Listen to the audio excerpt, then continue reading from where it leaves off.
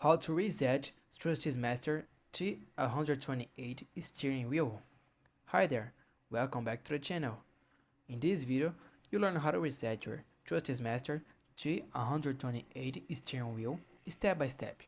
Whether it's not calibrating, not recognized by your PC, or showing firmware errors, let's fix that together. Section 1. Hard reset via boot mode. First, we will do a hard reset to recover the device through boot mode. 1. Unplug the USB cable from your PC. Press and hold the settings button on the wheel. While holding it, plug the USB back into the PC. 4. Wait for 3 seconds, then release the button. You will now be in boot mode. Step 5. Open the Thrustmaster firmware update tool on your computer. Step 6. The tool should detect your wheel and guide you through the firmware update.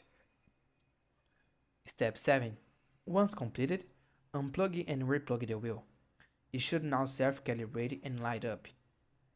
This step recovers the device if the firmware is corrupted or the wheel is not turning on properly. Section 2.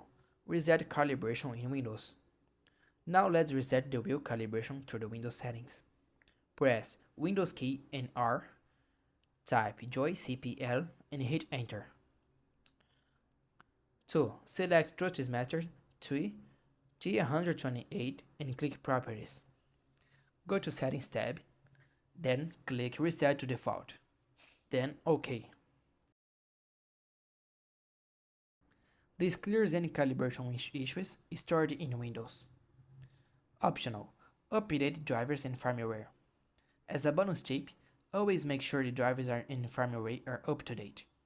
Visit the official Thrustmaster website, download the latest package and install it. And that's it.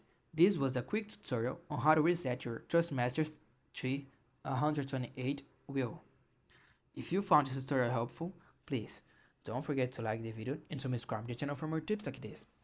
Thanks for watching, see you in the next one.